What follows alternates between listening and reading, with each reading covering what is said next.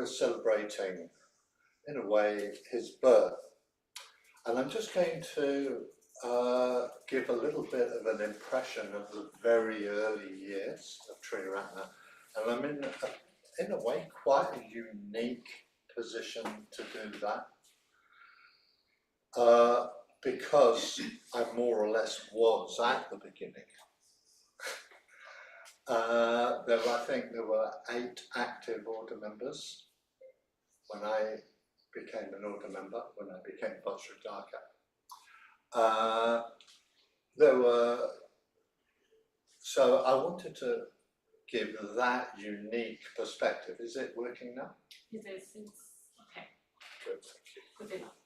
So I wanted to give that, in a way, unique perspective, because there's just a handful of people who were around when I first started. So in a way, part of that is very briefly saying I had already been practicing Buddhism in Japan and with a Thai teacher, and had looked into other forms of Buddhism, Tibetan Buddhism, Mahamudra, all kinds of things actually. And then when I found what was then called the Friends of the Western Buddhist Order, we changed the name of it at a certain point.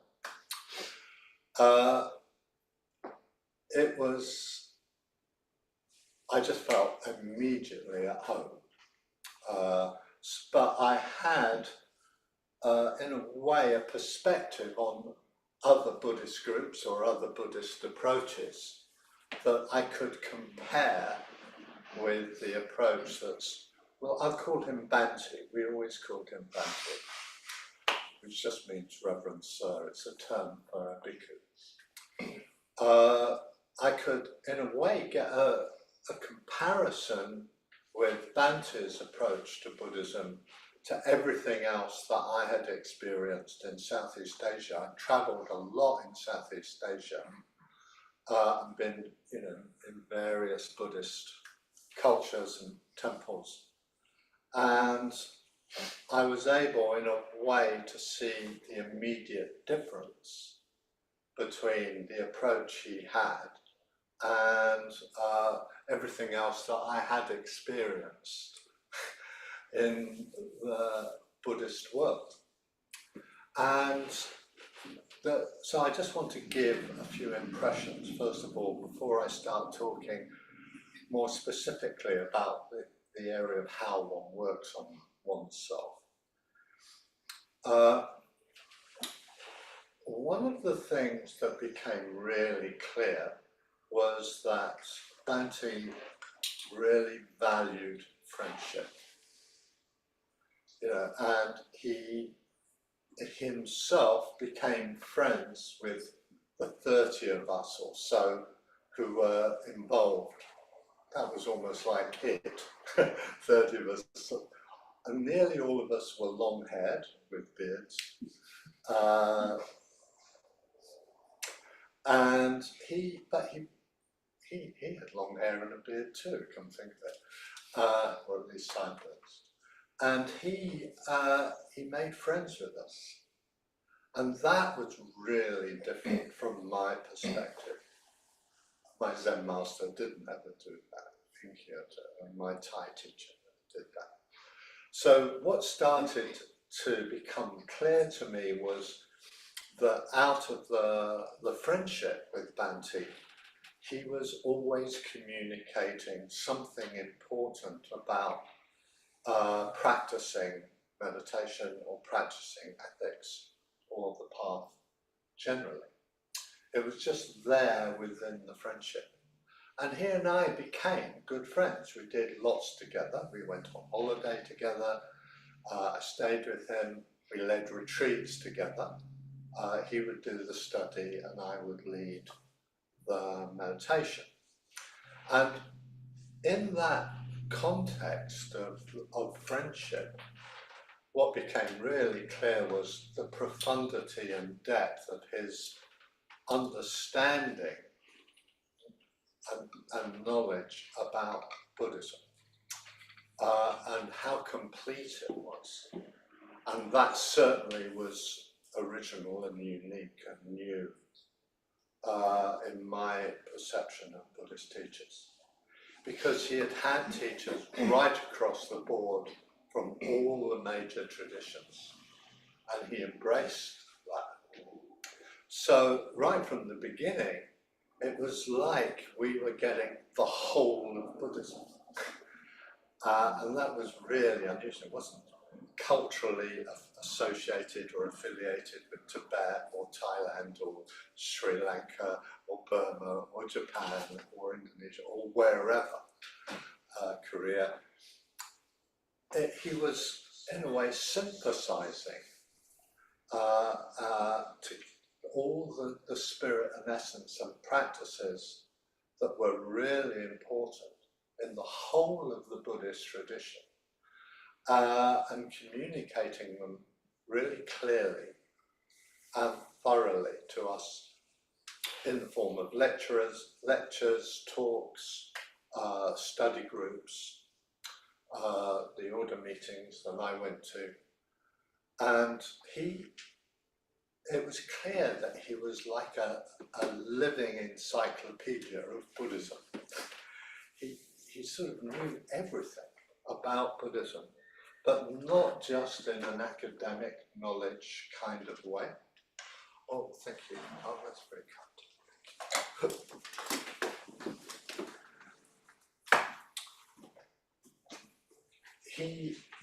He had really practiced in the Himalayan vihara that he lived in very intensively. So he had, in a way, incorporated the teachings of Buddhism into himself. And he wasn't just going through the motions of communicating ideas, but he was embodying that. And there were so that is, I mean, basically what I wanted, the impression I wanted to give, that this was really different from everything else that I had experienced. And there were a couple of things that I wanted to just mention. One was that for those of you who have been practicing or reading Buddhism and about the Dharma, you will probably have read or heard that there were three major developments in Buddhist history. The Hinayana, Mahayana, and Vajradaka. I'm not going to go into them, but the important thing was that he incorporated them all together in his teaching. So he might be teaching, for example, something from the Hinayana, early Buddhism, the Eightfold Path, almost like straight from early Buddhism. But then he would also be teaching Mahayana sutras, talking about the Buddhas and Bodhisattvas in archetypal forms, and visualizations of the Buddhas and Bodhisattvas, and alluding to the higher teachings of the Mahamudra and the Tantra. It's worth saying that there was a point where many of us thought we were going to be enlightened in a year or two. I certainly was one of those people. I thought, yeah, it's not going to take long.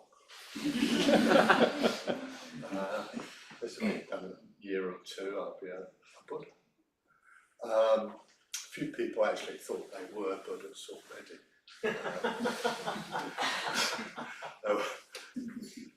I think they don't anymore. They realised they didn't have any metta. But he wanted to communicate this sort of idea, which in a way was his idea, I think, as far as I could tell, of the path of regular and irregular steps. And most of my generation were definitely adherents of the irregular steps. We're sort of jumping around rather than being very steady, working on our ethics, working on our meditation systematically, developing the skills, developing metta, being able to be present for 2 minutes without the mind jumping up, and working on ourselves, being aware of our preferences and prejudices, our triggers, and our qualities, both positively as well. So he was really drawing most of us back to earth to practice in a very steady way. And really, we all needed that. There was one or two, very literal-minded people in my generation who were already quite steady and regular, but most of us were boing, boing, boing, all over the place. So he basically taught us how to practice from the ground up. But it was up. He did include great profundity in his teaching about the nature of enlightenment and ways that the enlightened mind could be talked about, expressed in images through the Buddhas and Bodhisattvas and symbolism. And he taught whole Mahayana sutras, gave whole lectures on them. So we were a bit like, I was a bit like blotting paper. I was just taking it all in from all these different facets of development of Buddhism through more than 2,000 years. And but I think that this path of regular steps was really important for me, and I think it is for most people. There comes a time when you practice when you feel you go beyond, you want to go stretch to higher levels of practice, but that's because of the skills and the proficiency that you have developed in your meditation. So there was a lot in those early years of way that he was communicating. And when you all come to the center and you come on retreats or you listen to talks, you join study groups or mitra study groups, you get all of that in a very thorough way. All of that material is now collated into those groups, study groups, mitra groups, and so on. So that process is going on in a way more systematically than it did 54 years ago. So everyone gets it, or you can get involved in all of that whole range of his teachings. And it's all going on now in the centres. There are people here who go to groups and they're going through a mitra study and they're learning and imbibing all that stuff, to call it that. So I think just to finish, I just wanted to go back a little bit to the area of self-awareness, learning how you are, as opposed to just leaping to higher teachings and aiming for higher states, actually really learning and getting a proficiency in recognizing what is going on with you. And this proficiency actually is a very traditional word in Buddhist psychology, early Buddhist psychology, that you become capable and able and skilled and proficient in being able to notice changes that happen in you as they happen, rather than sort of 3 weeks later realizing you know, crashed. So this ability comes from mindfulness, being able to be present and engaged. And that's partially why I was talking about this in the first part, coming into a whole sense of knowing and recognizing what's going on. What's a word for how you are? What's an image for how you are? How does it feel?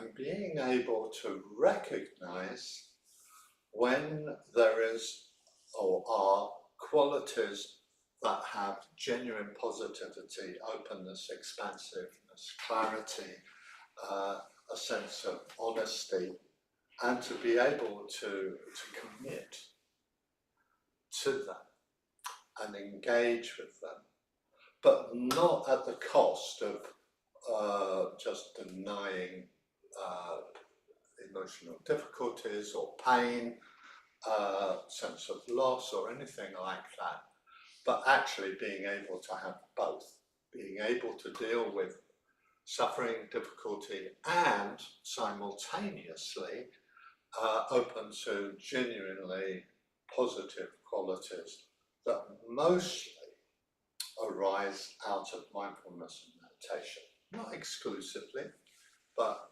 mostly, I would say. And communication and friendship. So in this way, your ability to be on the ball, to use that terminology, as things come and go in your life, gives you the ability to know what's going on and to make choices, not just to be the victim of coming and going and triggers and responses that happen automatically, but there is more choice. And I think that this element of recognition and choice is very important in the process of working on oneself. That you get to know when you're the difference between different states. I was just one randomly just came to mind. Complacency and contentment. They're very different, but actually they can be confused with each other. And to be able to kind of recognize that I'm fine with, I'm really happy and content. They sound the same when you talk about them, but actually they're really different. And so this kind of cognizance and clarity is really important, because complacency in a way has no place in the spiritual life or development, personal development, growth and development. But contentment and confidence in the process of growth and development does have a place. So I'm keeping an eye on the time here. So there's, on the other hand, you might, there's a difference between a sort of forced, pushing, willful, making yourself feel things, which isn't positive. It happens a lot. A lot of people can be very willful in their meditations, making themselves concentrate in quite a forced way. It's not helpful, but it has a particular quality you get to recognize when you're pushing. And for many people, it just causes a headache, so you know that you're doing it. You're pushing too hard. Whereas a sort of inspired aspiration and attentiveness is a movement to engage with people in friendship, with learning, with your meditation, but it feels completely different from forced willfulness. And so this sort of recognition of the difference is important. In meditation, in a way, this is why I mentioned it this morning earlier, especially when I brought in awareness of the sensation in the nostril, because that is a really appropriate time to notice, are you pushing? Or are you too laid back? Or are you just right? Just, as it were, what I think of as gently leaning into the experience and being open to it. And you can, in that moment, especially on the sensation of the breath, you can recognize your sort of go-to tendency, which might be unconscious. You just do it, you just push, and then get a headache, and then stop, and give up. So this process of learning for yourself what helps and what doesn't help, and the differences between what is helpful and what isn't helpful, is primary.